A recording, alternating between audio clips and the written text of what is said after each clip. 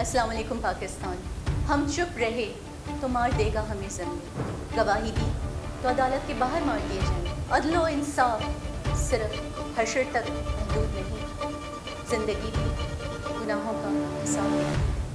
زباں پر ڈال دیے دولت کے تالے، مگر ہم وہ نہیں جو زمین بیچتے ہیں.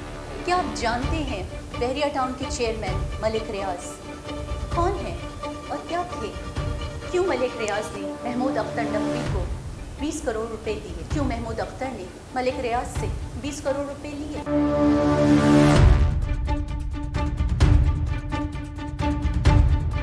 دستاویزی ثبوت کے ساتھ ملک ریاض ورسز محمود اختر نقوی.